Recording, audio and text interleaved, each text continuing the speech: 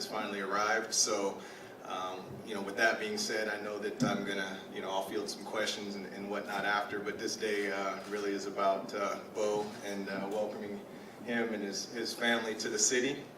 And so, Bo, welcome to Hamilton.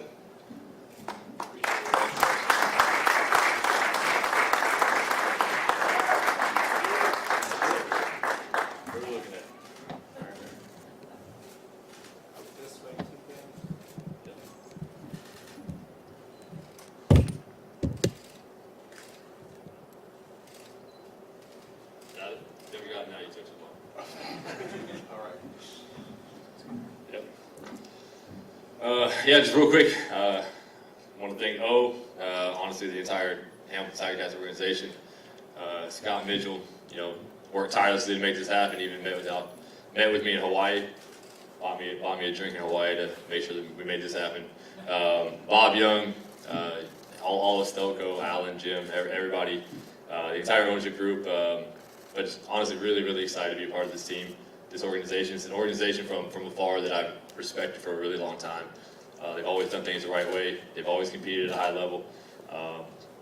But a lot of it too for me is the man who's just up here, having the opportunity to play for O and what he does with these guys in the locker room and everybody that I've talked to that's an ex-teammate of mine or in his locker room has a lot of respect for him and the way his organization runs, and that's the reason that for me that I was able to sign today.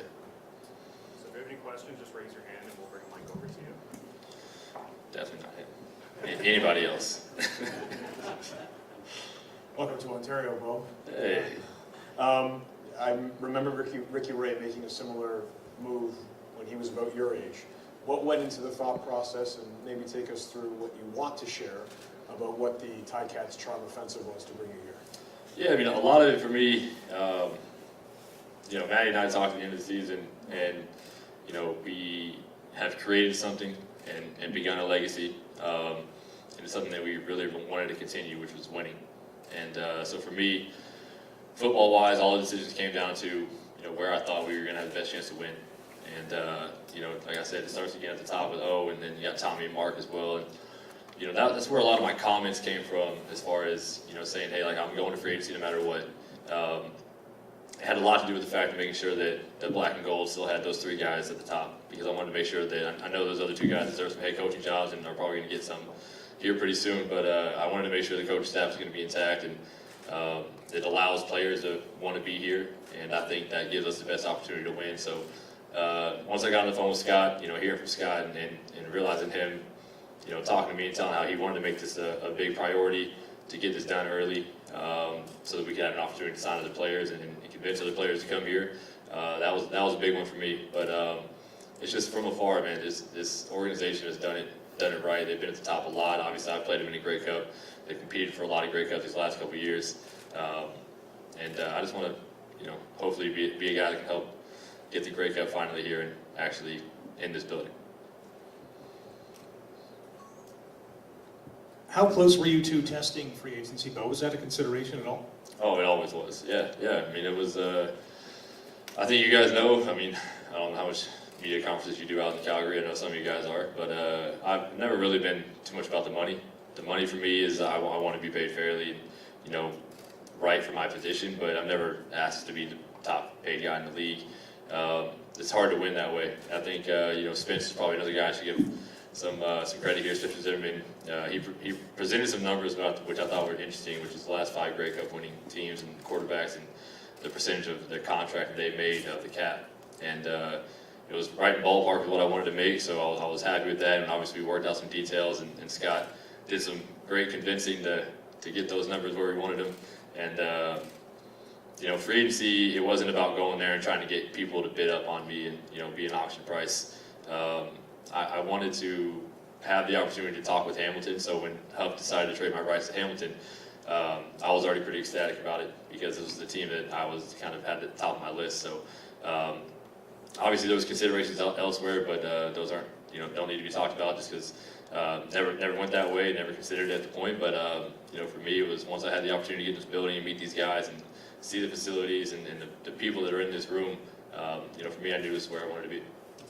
Hamilton's hosting the Grey Cup this year. They haven't won the Grey Cup since '99, the longest Grey Cup drought in the league. Was that at all a factor, either of those scenarios? It doesn't hurt. Yeah, I can tell you that. Like I said, legacy is a big one for me. So to possibly be a guy that can help bring the Grey Cup back into this building, it would mean a lot. You're a professional athlete. I'm sure you don't need Thank extra you. motivation I to go out appreciate there. Yeah, no problem. I got you. I'm sure you don't need extra motivation, but is there with the Grey Cup being held here, considering the way things ended in Calgary? What is that level heading into the season? Well, I get a little bit of motivation from it already because we got to host the Grey Cup in 17, I think it was, in Calgary, and not even being Hamilton played Winnipeg that one. It's just not being able to even be there. I know what that feeling's like, and I don't want to ever be a part of it again. So there's a team that obviously feels that way every single year, not being able to be in it, I want to be a reason that the fans want to be there, that they drive the season tickets up and get more fans in the stands and hopefully fill this stadium with black and gold on that day to make it a special one. So that if we do bring that cup back here, it makes it all the more merry being at home. What sold you on the city? What sold you on the area to bring your family here? What was that selling point? Drew, the equipment guy. Kyle and Drew, they got in the car, they drove us around, showing us the city. I mean, honestly, I like how hard-nosed it is. Steel workers just kind of making things happen, and they love this sport, they love this team, they love this organization. For me, it's being a part of something. It's I'm from Texas. You guys know that. I like playing in front of fans. I like playing in front of fans that when you're playing well, it's going great. When you're not, they're mad at you, and they should be. They pay a lot of money, and they work hard for their money. When they buy season tickets, they should get a show, and I want to try to make sure we breathe in that. Could you just touch on the facilities here compared to what you were working with in Calgary? I know a lot of players come here, and that's a big selling point. But was it for you? Come on. The facilities are, the CFL is obviously different than the NFL, and not every team is blessed with, amazing facilities all around. When I walked into this building, I was very, very impressed. It felt like, a high-end college. I mean, I've never been in the NFL, so I don't know what the NFL ones look like, but I can tell you that I was impressed everywhere, and that's right here, starting with that logo right there. For me, it's the weight room, training facilities, being able to walk in, see the stadium, but it's always been about the stadium. When you walk in, you want to feel like you're at a home stadium where your crowd's going to be going wild. In Hamilton, man, the fans are right on top of you, and I like that, so it makes it fun on game day. Well, how did your health, and did you possibly benefit from playing so much during the second half of the season and then having a full off season? Yeah, I can tell you, my body felt amazing going into just December, which typically isn't the case.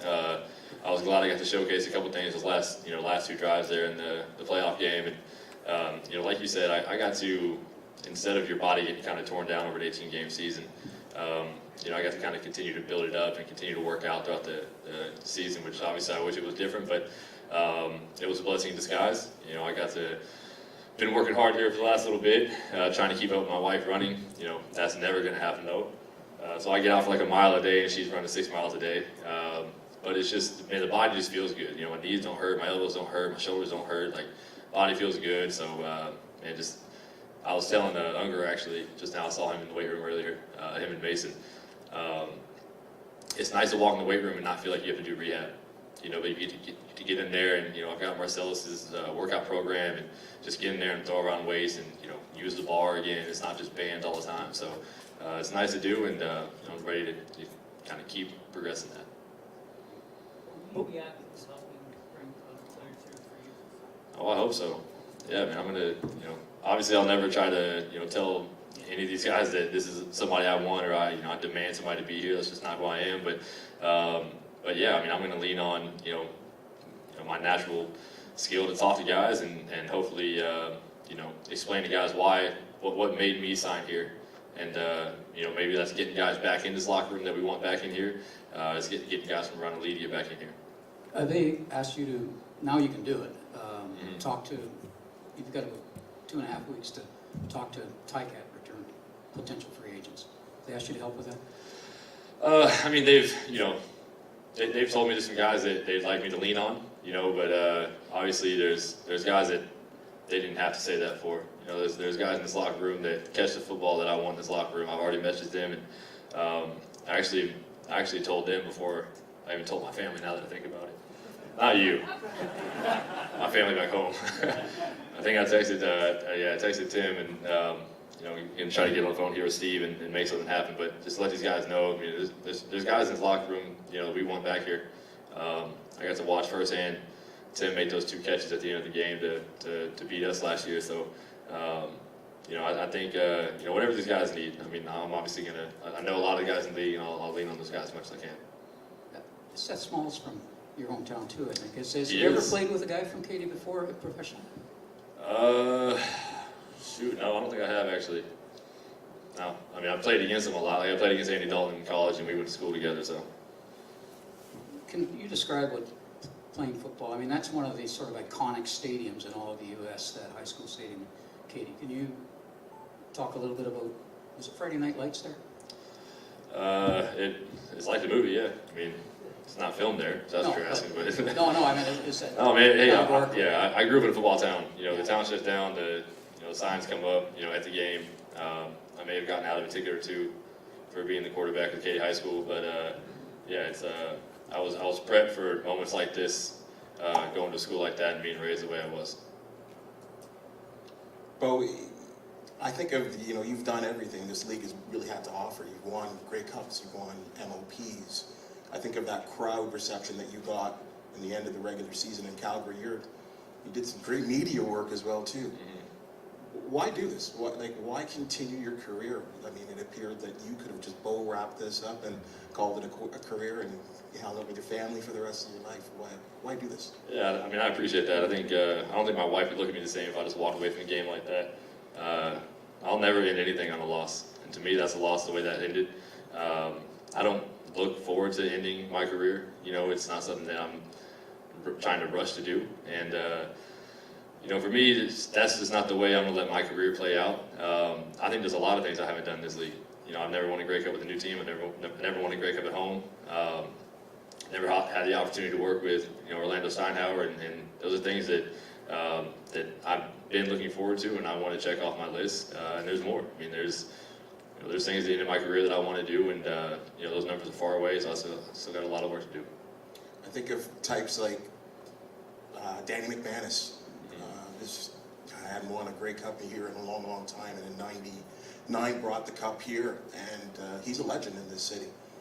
Is that something that, you know, you kind of look towards? Because this franchise has gone out and got guys, Moss, Printers, and it didn't work out. Are you prepared for that responsibility of being the TigerCats quarterback here in this city? Oh yeah, I was, and I wouldn't have been here. I wouldn't have signed that contract this morning. You guys know I'm boastful. I'm confident, and yes, I do border the line of cocky. I will let you know that my physical went great this morning, and you know, he was even saying he thought my body looked great. And I was like, you might be the first person who said that in a long time. But I can tell you that my mind is my strongest weapon, and mentally, these are the moments that I live for. I've wanted to walk into a different stadium, win a Grey Cup for a different team. But it's all built right here in this locker room, man. I'm not going to do anything until I earn the respect of, you know, every single number and the name on the back of every single one of these jerseys.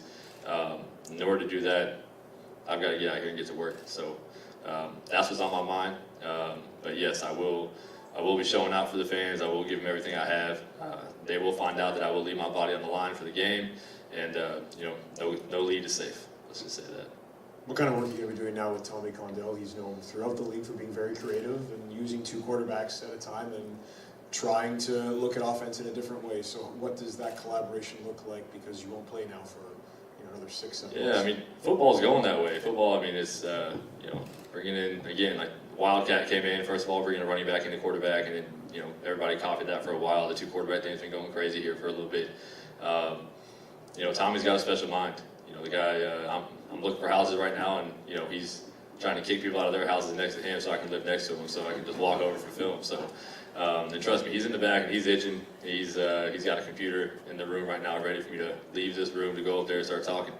But I told him, I called O and I said, hey man, I just want to make sure, you know, my rights got traded. I said, you know, I want to make sure that Tommy and Mark are going to be there. Those are guys that I want to play with, I want to play for. And so getting to talk to Tommy, man, he's on the same page that I am. We want to bring back some things in this league. I'm not going to obviously give y'all everything, but you know, we're going to make the CFL fun to watch again. Any more questions? Thanks a lot, Bo. All right, appreciate you guys. Thank y'all.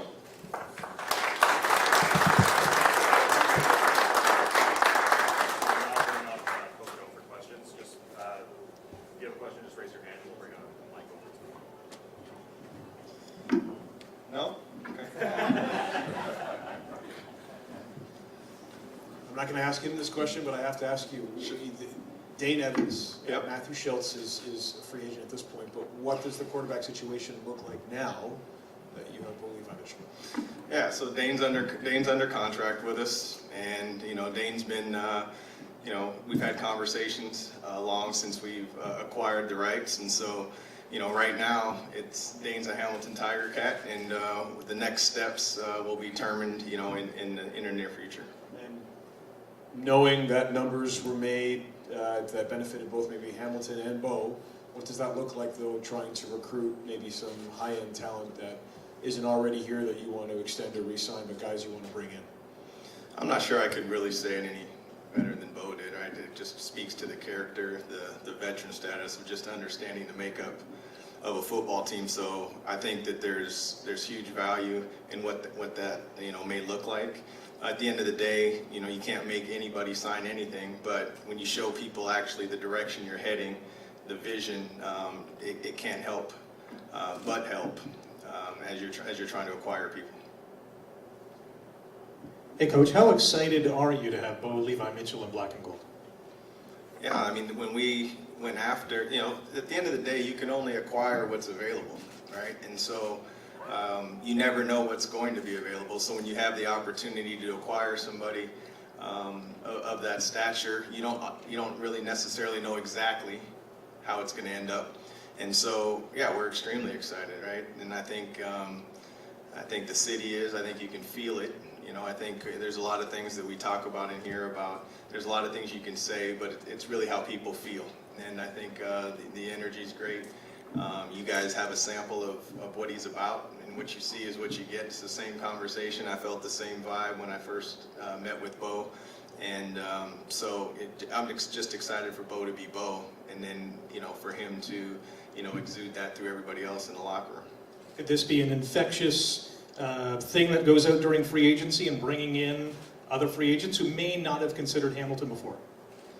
Time will tell. I don't know how it's going to hurt us. I can tell you that. So, you know, obviously, you know, we're not going to be shy about it. Bo could be very instrumental in acquiring maybe new faces or bringing back other faces that are very familiar to us and the city of Hamilton. This might not be the right word, but is there a sense of validation that when Bo says he wants to go to a place that has a winning culture, that's set up for success, that can compete for Grey Cups, is there validation in that, okay, we are on the right path considering last year didn't end the way you wanted it to?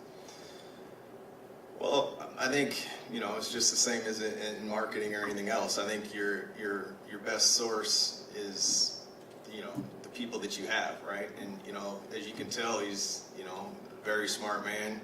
You know, he's going to ask questions. This is a small league.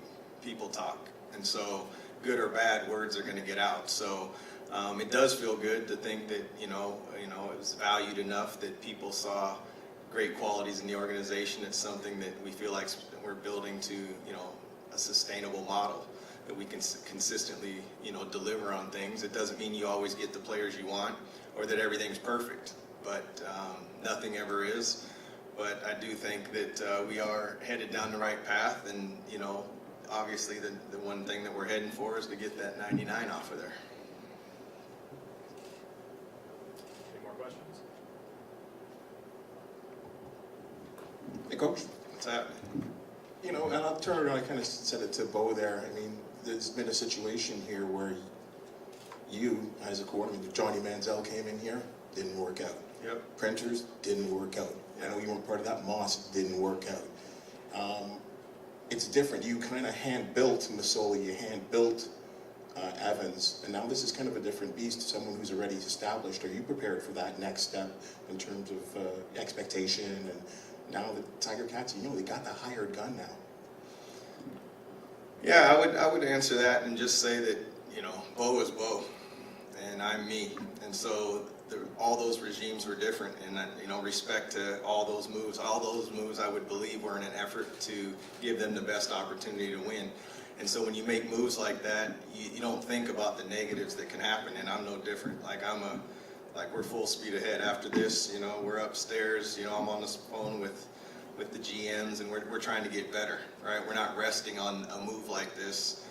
We're committed to being the best that we can be. So pressure comes when you're not prepared, and we have lots of time to prepare, and I just truly believe that. And so one thing that I know we'll be is prepared. You're not going to have to worry about effort, energy, those type of things. I think you can attest that, win, lose, or draw, when people drive home, they're not going to ever say that team was lazy or they didn't play hard. And so those are things we can control. As far as the expectations, we know what the expectation, we know what the goal is, but we're more focused on the process and how to get there. And this is just a step in the process, and we'll do our part. And then the players that show up in training camp, 99% of them will be who we'll line up with to go after the Grey Cup this year. And then there's always a few acquisitions, but other than that, no pressure. Expectations always remain the same. Every time we take the field, we're going to expect to win.